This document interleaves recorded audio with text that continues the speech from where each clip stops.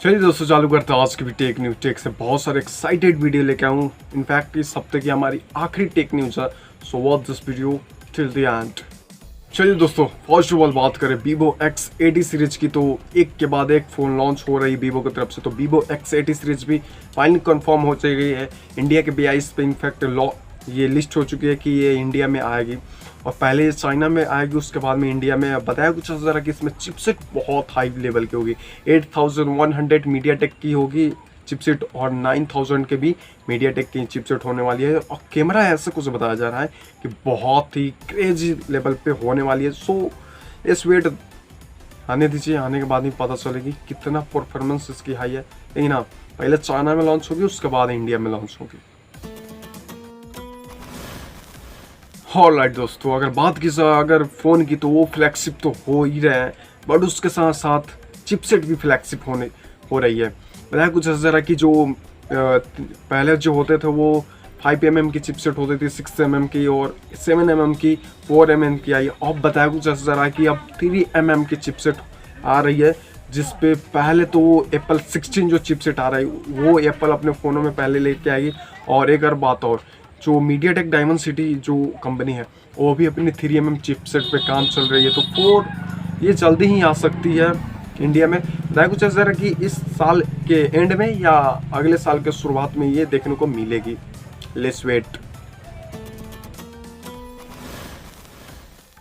Finally दोस्तों, जब Windows 11 आया था तो उस पर अपडेट पे अपडेट लोग कर रहे थे विंडोज 11 के लिए। लेकिन विंडोज 11 क्या लगता है आपको कितना ज़्यादा वर्ल्ड वाइड फेमस है? आपको हम बताते हैं। विंडोज 11 जो है ना, वो बहुत दुनिया में अगर वर्ल्ड वाइड देखी जाओ तो सबसे ज़्यादा विंडोज 11 चलता है। 1.44% विंडोज 11 चलता है। अगर विंडोज एसपी की बात की जाए तो 1.77% चलता है। और विंडोज 7 की बात की जाए तो ये कुछ 9% मार्केट कैप्चर करके बैठा हुआ है।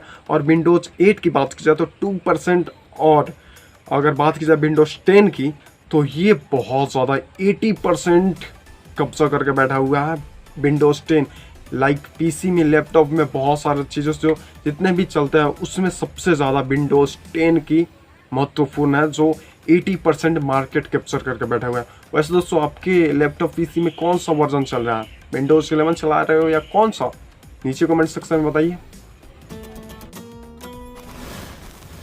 अगर बात की जाए इंडियन ब्रांड की, तो इंडियन ब्रांड में फेमस कोई सा ब्रांड नहीं है मोबाइल फ़ोन्स में। पहले हुआ करती, लेकिन अब चाइनीज़ ब्रांड ने आकर इस पर कब्जा कर लिया। लेकिन हाँ, मैक्रोमैक्स इन 2C बताया कुछ ज़रा कि ये जल्दी ही देखने को इंडिया में मिल सकती है। बहुत दिनों के बाद में हम मैक्रोमैक्स की टेक न्यूज़ कवर कर रहे हैं। तो मैक्रोमैक्स इन 2C जो है वो जल्दी देखने को मिल सकती है। बताया कुछ ज़रा कि ये बजट फ़ोन होने वाली है अराउंड। मुझे लगता है कि अगर प्राइस सेगमेंट ठीक ठाक होती है तो अच्छा होता है, क्योंकि ये 4G फ़ोन होने वाली है। हम एक्सपेक्ट मैक्रोमैक्स वाले से ये कर रहे हैं कि एक 5G फ़ोन वो लेके आए, और ये अभी भी ये 4G पटके हुए हैं। Does not matter, but price segment अच्छी होनी चाहिए। देखते हैं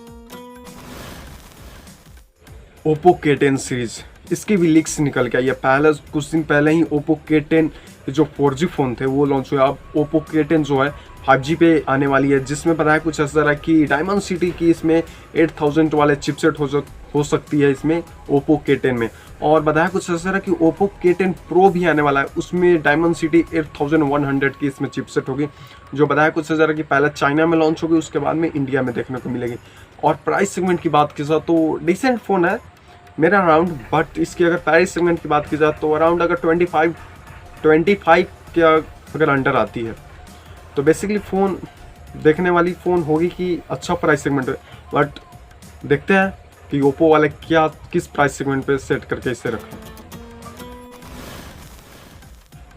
OnePlus 10R, अगर इसकी आप वेट कर रहे हो तो इसकी लॉन्च डेट कंफर्म पता चल चुका है। 28 अप्रैल को ये इंडिया में लॉन्च हो रही है। और Realme GT Neo 3 जो है सेम फ़ोन है, जो कि इसके बाद में Realme GT Neo 3 लॉन्च होगी। Same specification. बताया कुछ ऐसा कि मीडियाटेक डायमेंसिटी 8100 मैक्स चिपसेट होने वाली है, जो कि कस्टम चिपसेट होने वाली है। थोड़ी बहुत चेंजेस होगी इसमें, क्योंकि डायमेंसिटी 8100 चिपसेट तो है ही है, लेकिन इसमें मैक्स लगा के थोड़ा बहुत चिपसेट माल मसाला भर दिया गया है, क्योंकि इससे भी फ़ोन की प्राइजेस जो होती है, इसकी जो एडवर्टाइजमेंट होती है वो थोड़ी बढ़ जाए। एनीवेज देखते हैं क्या प्राइस सेगमेंट पे ये आती है फ़ोन।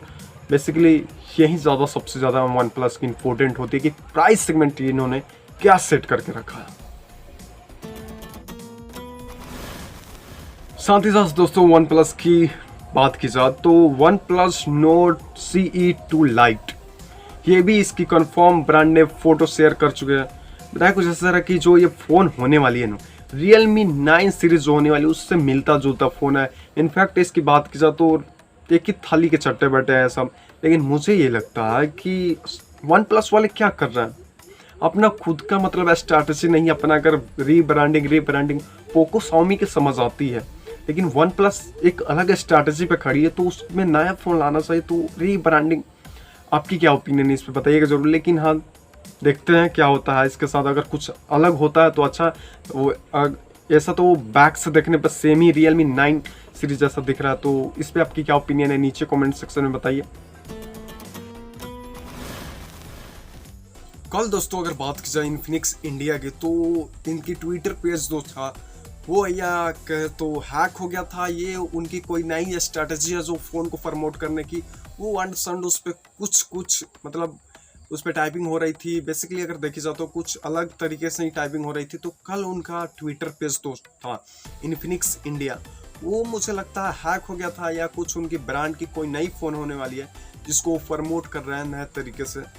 सो बेसिकली अगर देखी जाए तो क्या आपकी लगती है, मुझे तो लगता है कि ये कोई फ़ोन स्ट्रैटेजी है जो प्रमोट करने का। आपको क्या लगता है बताइएगा ज़रूर।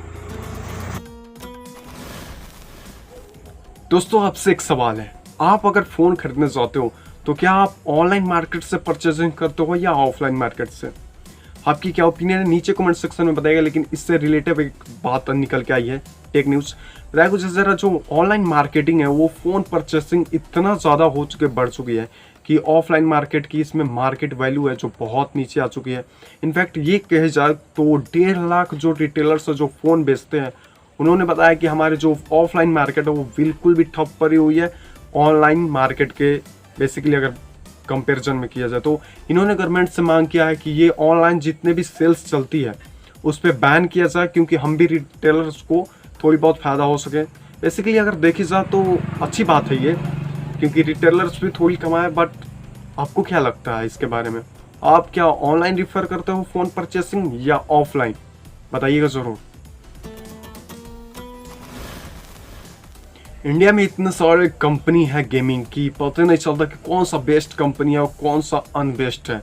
लेकिन हाँ, BGMI की तरफ से एक और अनाउंसमेंट हुई है कि BGMI इंडिया जो है वो 2 जो एक और गेम करके लाने वाला है। बेसिकली अगर देखी जाए तो PUBG पे जो वर्ल्ड वाइड इंडिया में जो होती है और भी देशों में जो बैन चल रही है, उसको ये मतलब प्रमोट करने के लिए मतलब उस पर ये बेस्ड हो गई है गेम। और इसमें बताया कुछ ऐसा रहा कि ग्राफिक्स और फेशियल इम्प्रेशंस जो है वो कुछ उस पर काम करे, उस पर अलग करके लाएंगे, जो कि ये अच्छी बात है। लेकिन BGMI इंडिया 2 ये आने वाली है इंडिया में जल्दी। चलिए दोस्तों, आज के टेक न्यूज़ में इतना ही। हम मिलते हैं दूसरे टेक न्यूज़ के साथ में। तब तक के लिए हमारी वीडियो कैसी लगती है, लाइक सब्सक्राइब शेयर करना मत भूलिए अपने दोस्तों में। So keep a smile and keep sharing.